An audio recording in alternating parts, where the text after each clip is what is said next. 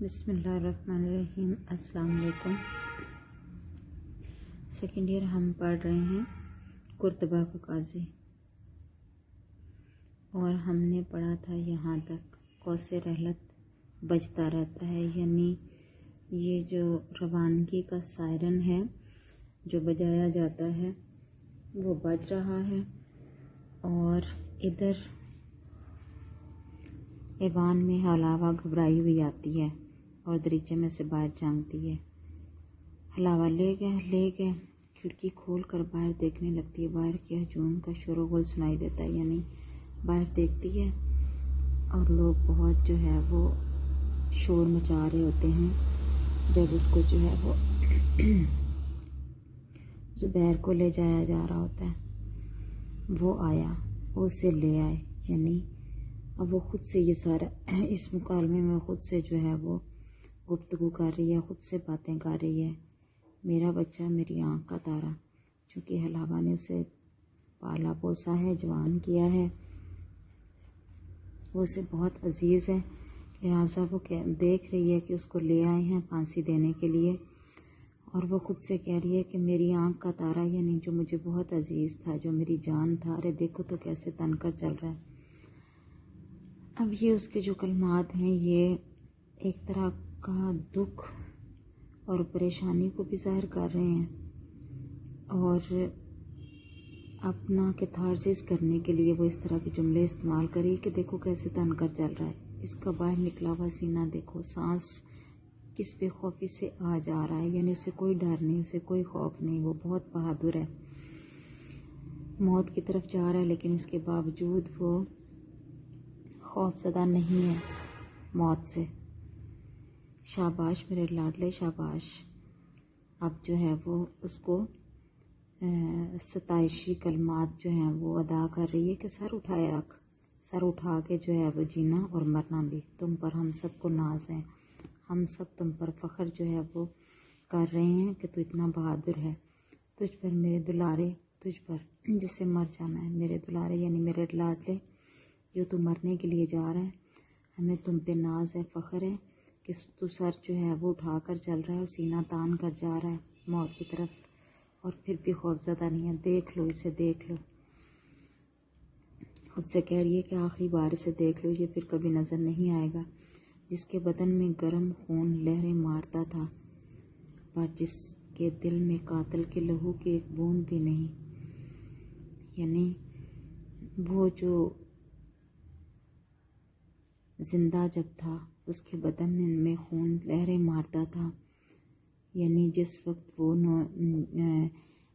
ابھی مرا نہیں، یہ خود سے جو ہے وہ گفتگو کر رہی ہے کہ جس کے بدن میں جو ہے وہ جسم میں کیا ہے، وہ خون جو ہے وہ لہریں مارتا تھا، اب وہ کیا ہوگا، اب وہ ختم ہو جائے گا، اب وہ خون جو ہے وہ رک جائے گا جب اس کو پھانسی دے دی جائے گی، مگر جو قاتل ہے اس کے لہو کی ایک بوند بھی نہیں تھی اس کے دل میں، یعنی کوئی ایسی چیز نہیں تھی جو ہائے پر قاتل موجود ہے، یعنی قاتل موجود ہے اور قتل کرنے کے لیے تیار ہے، آستین چڑھائے کھڑا ہے، یعنی وہ اس وقت تیار ہے، آستینیں چڑھانا یعنی تیار ہے، مکمل تیاری کے ساتھ جو ہے وہ موجود ہے۔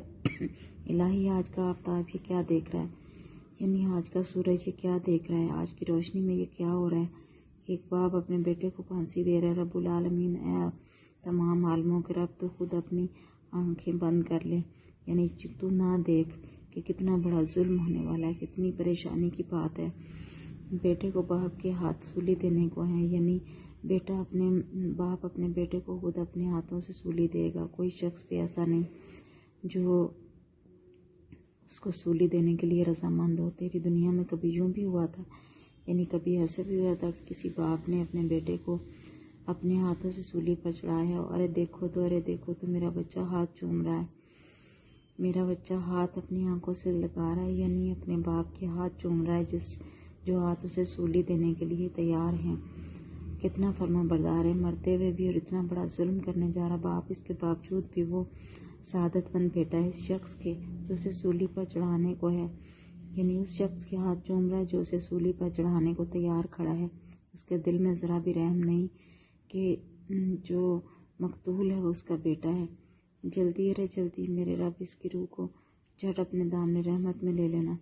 اللہ سے دعا کریے، اللہ اس کی جلد خلاصی کر دینا، اس کی روح کو جلد اپنے پاس بلا لینا، اسے تڑپانا مت، یعنی اس کی جان نکلنے میں کوئی مشکل نہ ہو اور اسے تکلیف نہ ہو، اسے جلدی لے لے، اسے جلدی لے لے۔ اے اللہ اسے جلدی اپنے پاس بلا لے، میرے بچے اپنا دم دے، یعنی جان دے دے اس کے لیے، اور نہ تڑپ، مر جا میری جان، مر جا مر جا۔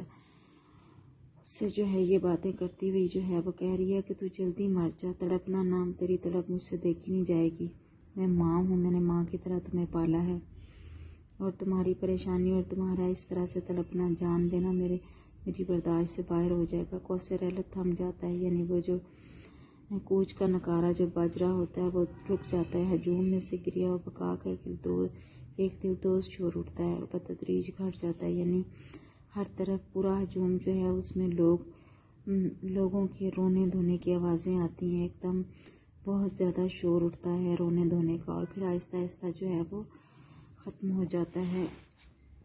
حلاوہ گھٹنوں کے بل گر پڑتی ہے، چہرہ اونچا اور آنکھیں بند کیے، منہ ہی منہ میں دعائیں مانگ رہی ہے۔ عبداللہ آتا اور اسے دیکھتا ہے، یوں بولتا ہے گویا اس سے غرض نہیں کہ وہ سنیں گی بھی یا نہیں۔ عبداللہ آتا ہے اور دیکھتا ہے کہ حلاوہ جو ہے وہ گری پڑی ہے، اس کا چہرہ اونچا ہے اور آنکھیں بند کی ہوئی ہیں اس نے، اور منہ میں دعائیں مانگ رہی ہے۔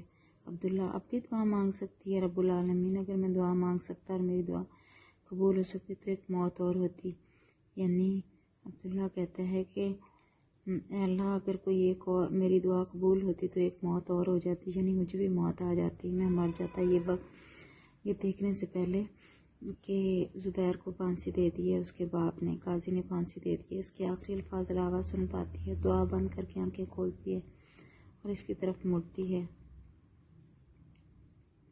اس وقت گلی میں قاضی کے بھاری اور آہستہ قدموں کی آواز سنائی دیتی ہے، یعنی آنکھیں کھولتی ہے اور دیکھتی ہے کہ جو ہے وہ گلی میں سے آواز آ رہی ہوتی ہے قدموں کے چلنے کی اور بھاری قدموں کی۔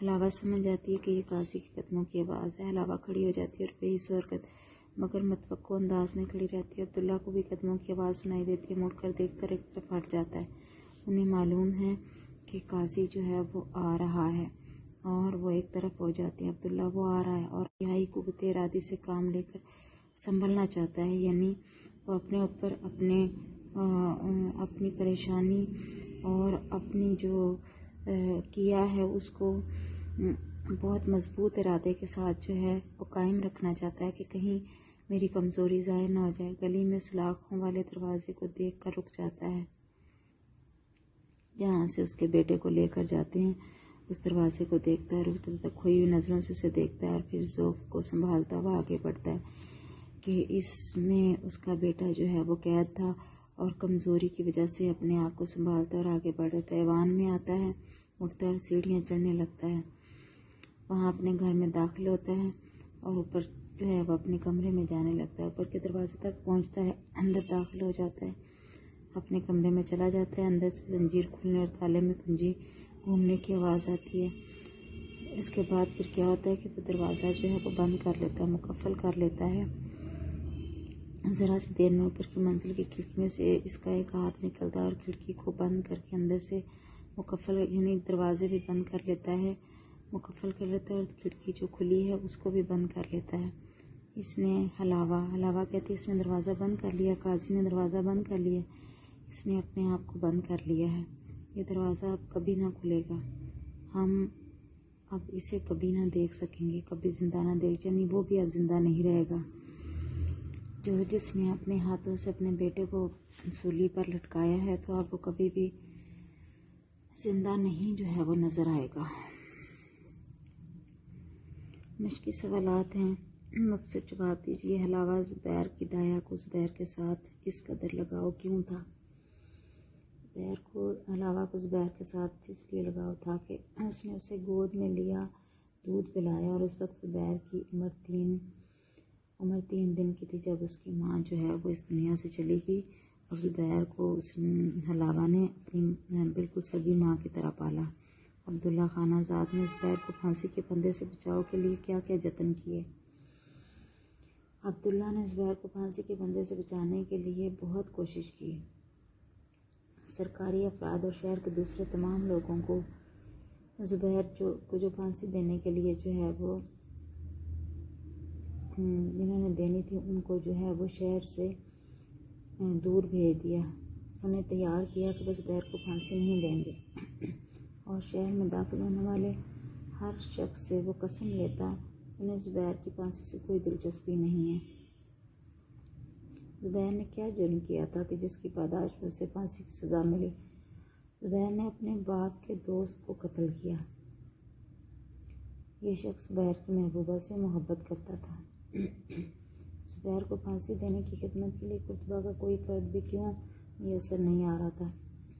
اس لیے کہ لوگ سمجھتے تھے کہ زبیر نے جو قتل کیا ہے وہ جائز ہے، اس لیے کوئی بھی زبیر کو پھانسی دینے کے لیے تیار نہ تھا۔ بالآخر زبیر کو پھانسی دینے کی خدمت کس نے سر انجام دی؟ قرطبہ کے قاضی نے زبیر کو پھانسی دینے کی خدمت خود سر انجام دی، جو کہ اس کا باپ بھی تھا۔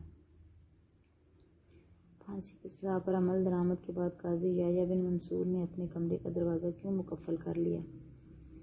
اس لیے کہ وہ اپنے بیٹے کا صدمہ برداشت نہیں کر پا رہا تھا اور نہ اس سے ہو پانا تھا۔ اس لیے اس نے اپنے آپ کو کمرے میں بند کر لیا اور کمرے کو مقفل کر لیا، تالا لگا لیا، تاکہ اس کا کسی کے ساتھ سامنا نہ ہو۔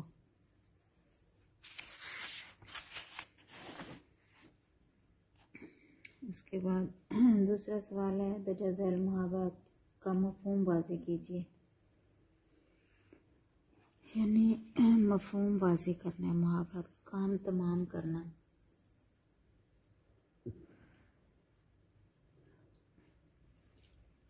میجر حسن نے بھارتی فوجیوں کا کام تمام کر دیا۔ دن تمام ہونا یعنی دن کا ختم ہونا، دن کا ختم ہونا۔ خون دوش پر ہونا، خون کندھوں پر ہونا، یعنی اعتراف کرنا خون جو ہے اس کا۔ ہاتھ خون سے آلودہ کرنا یعنی کسی کا خون کرنا۔ موت سے کھیلنا یعنی موت سے جنگ کرنا، لڑنا اس سے۔ بت بنا کھڑا ہونا یعنی مبہوت کھڑے ہونا، جس میں جو بے حس و حرکت ہو، جس میں کوئی جان نہ ہو۔ سناٹا چھا جانا، خاموشی ہو جانا، ہر طرف آستین چڑھانا، لڑنے کے لیے تیار ہونا، غصے میں آنا۔ اس کے بعد جو ہے وہ یہ ہیں، جملوں میں استعمال کیجیے، ورنہ چاہیے خواہ، جبکہ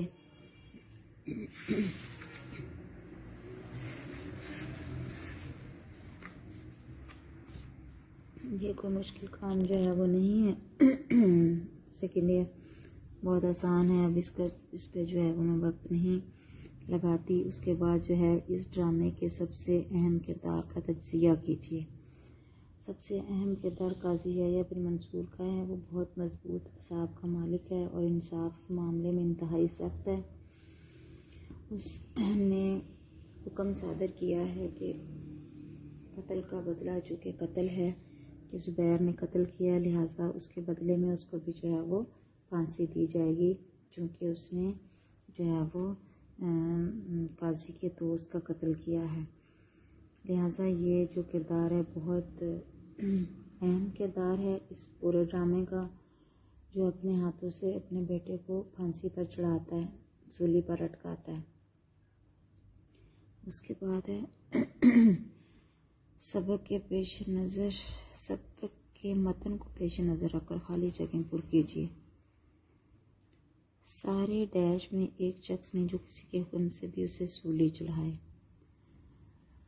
سارے قرطبہ میں انہیں ڈیش جو کہے گا وہ کر ڈالیں گے، انہیں قانون جو کہے گا وہ کر ڈالیں گے۔ آج کے دن اس کے ڈیش کی تعمیل نہ ہو پائے گی، فتوے کی تعمیل نہ ہونے پائے گی۔ ہجوم میں سے ڈیش کا ایک دلدوز شور اٹھتا ہے، گریہ و بکا کا دلدوز شور اٹھتا ہے۔ الہی آج کا یہ ڈیش کیا دیکھ رہے، الہی آج کا آفتاب یہ کیا دیکھ رہا ہے۔ اس کے بعد خلاصے کا سوال ہے۔ خلاصے کا سوال جو ہے پورا سبق میں نے اس کی تشریح کروا دی ہے، اس لیے جو ہے وہ خلاصہ یہاں پہ جو ہے وہ میں جو ہے وہ آپ سے نہ لکھوا سکتی ہوں اور نہ ہی جو ہے وہ سن سکتی ہوں۔ اس کا آپ کو معلوم ہے خلاصہ جو ہے وہ کہانی کا تیسرا حصہ ہوتا ہے اور اپنے الفاظ میں مختصر طور پر پورے سبق کو جو ہے یا پورے جو ٹاپک ہے اس کو جو ہے وہ آپ نے اس کو مختصر کر کے لکھنا ہوتا ہے۔ تو یہ سیکنڈ ایئر آپ کے جو اسباق ہیں یہ مکمل ہو گئے ہیں، اور جو اسمارٹ سلیبس میں جو ہے وہ شامل تھے وہ جو ہیں وہ کیا ہیں، وہ تمام کے تمام مکمل ہو گئے ہیں۔ یعنی یہ قرطبہ کا قاضی ہمارا جو ہے یہ آخری ٹاپک تھا جو کہ مکمل ہو گیا ہے۔ لہٰذا اب ہم انشاءاللہ نیکسٹ جو ہے وہ خطوط کے